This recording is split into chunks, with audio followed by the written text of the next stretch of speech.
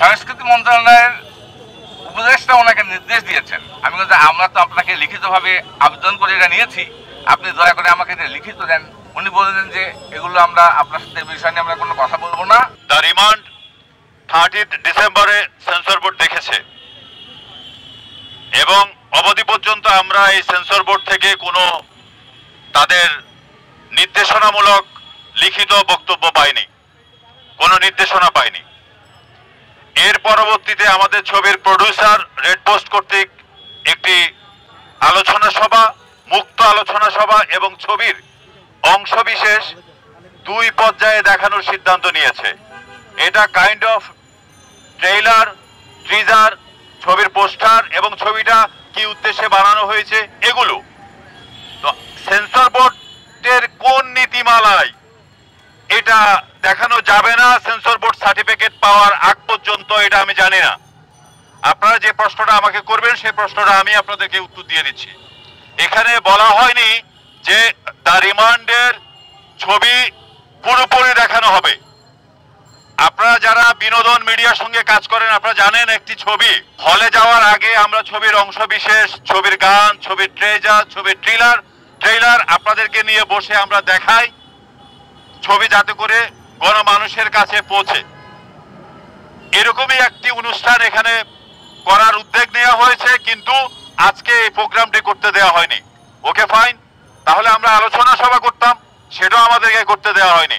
আলোচনা সভা তো আর সাংবাদিক ছাড়া হবে না, এটা খুবই লজ্জিত। পুরো সাংবাদিকদেরকে, আমাদের সাংবাদিক ভাইদেরকে বের করে দিয়ে আমাদেরকে রাস্তায় দাঁড়িয়ে কথা বলতে হচ্ছে। আমি খুবই লজ্জা পাচ্ছি। ফিল্মে যারা আমরা কাজ করি, আমরা 5 স্টারে বসে সংবাদ সম্মেলন করি। বিগত দিনে আপনারা দেখেছেন আমরা আমাদের ছবি সংবাদ সম্মেলন করেছি শুটিং ক্লাবে। আজকে রাস্তায় দাঁড়িয়ে কথা বলতে হবে।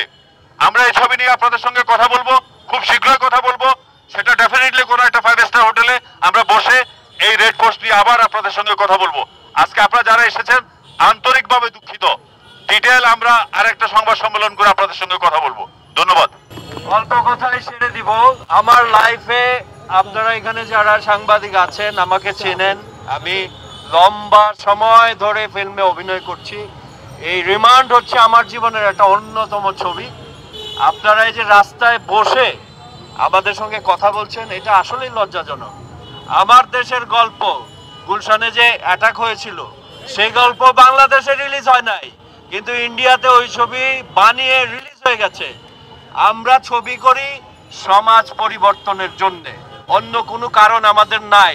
কিন্তু কোনো কারণ দর্শানো হলো না কেন এই ছবিটি আমরা এখানে টিজার দেখাতে পারবো না বা ট্রেলার দেখাতে পারবো না।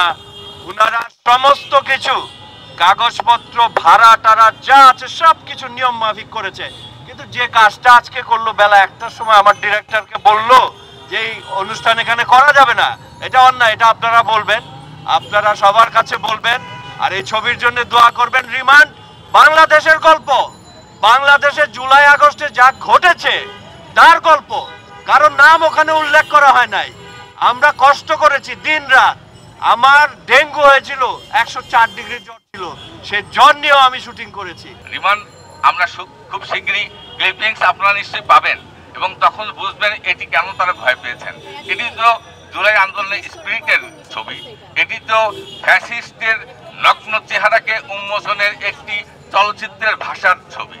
তাহলে ভয় পেল কারা, তারা কারা, এটি আসলে আমাদের জানা দরকার এবং এটি খুবই গুরুত্বপূর্ণ। সেটাও বন্ধ মানে কি সবই বন্ধ, ওখানে কিছু করা যাবে না। আসল কথা হচ্ছে যে যারা ভয় পেয়েছিলেন তারা নাকি যোগাযোগ করেছেন।